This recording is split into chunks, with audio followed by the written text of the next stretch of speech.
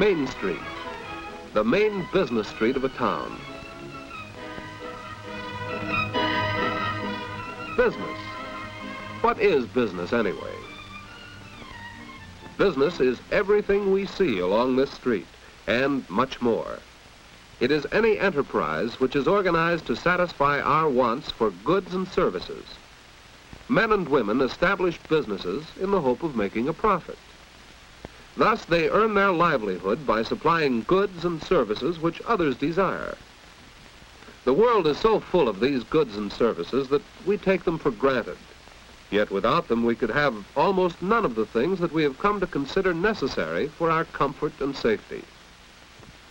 Just think what it would mean if all this were taken away and we were suddenly required to produce our own food, make our own clothes, build our own homes. It would mean living like this. Each of us would have to work single-handedly to create the bare necessities of life. For it is business, organizer of cooperative effort among people, and creator of elaborate machinery and equipment, which is responsible for the comfortable life we live today. Business set the stage for this scene of the Harrison family at breakfast. Business built their comfortable home, provided Father with the clothes he wears, fashioned the spoon that John is using, manufactured the chair in which Mother sits, and produced the breakfast cereal Joan is eating. That cereal, now, where did it come from? It was bought in a box at a grocery store, of course, but long before then, it started as growing grain on a farm. We seldom think of farming as a business, yet agriculture is one of the basic industries which make up one phase of business activity, production. Farms produce the food for our tables, materials for our clothing, hides for leather products, and raw materials for many other things. Although less than a quarter of our population live on farms, these people are able not only to supply our wants, but also to produce a surplus for export, thanks to improved farming methods and to modern machinery produced by other businesses. This is one example of how various types of business work together and assist each other, not only within one country, but throughout the world. Lumbering and fishing make up another of the basic industries which supply raw materials to our business system. Wood pulp for paper, lumber for our houses and furniture, fish for direct consumption and for canning. Still another basic industry is mining. Many things we use every day have some sort of metal in them, but mineral ores cannot be used in their natural state in making the products we need and want. They have to be refined and fabricated by the various heavy industries. And even when iron ore has been transformed into sheet steel, it still is not in the form of a product commonly used, such as this toaster on the Harrisons' breakfast table. What is needed is the work of another type of business, the fourth of our major industries, manufacturing. This is the real heart of business activity. Mass production enables more people to obtain more of the things they want, and in so doing, provides jobs for thousands of workers. The assembly line shows again how business brings about the cooperation of many people to supply the wants of all. The toaster is manufactured not only by the workers you see here, but by men and women employed in the many widely separated factories that produce the various parts here assembled into a finished product. Thus, any business concern is dependent upon many others, some of which may be located in distant parts of the world. Each is a customer of the various concerns which produce the materials it needs, and each, in turn, serves its own customers with the goods it makes.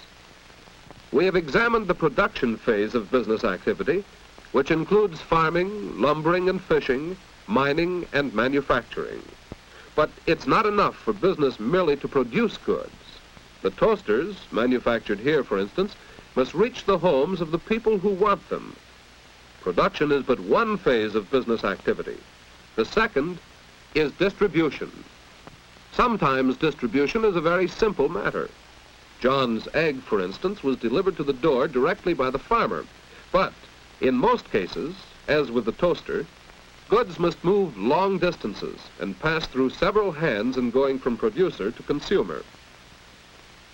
From the factory, the toasters are shipped to wholesale houses in different sections of the country and in foreign lands. A wholesale house buys various products in large quantities from producers and resells them in smaller quantities to retailers. For many of the products we use, the wholesaler acts as an important link in the chain of distribution.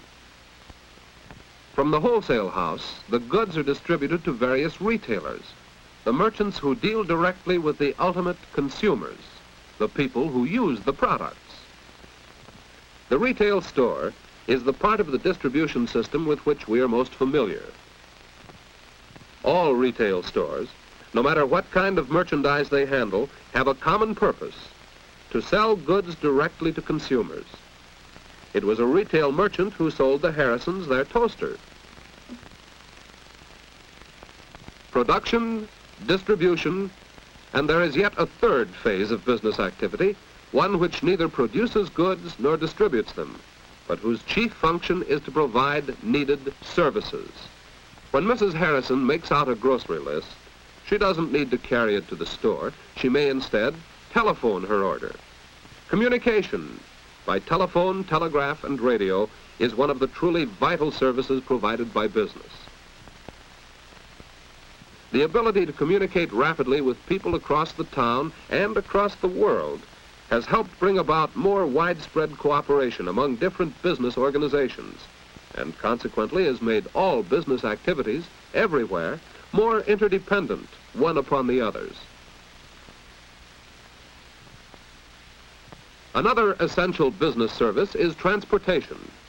Modern means of transport enable all of us to move about quickly wherever we wish and allow business to draw upon the resources of the world and to distribute the products of farm and factory in great quantities to great numbers of people. Rapid transportation and communication have made the world of business truly one world.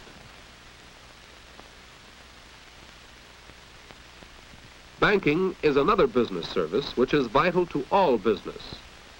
A bank is a nerve center of the financial transactions by which goods and services are exchanged.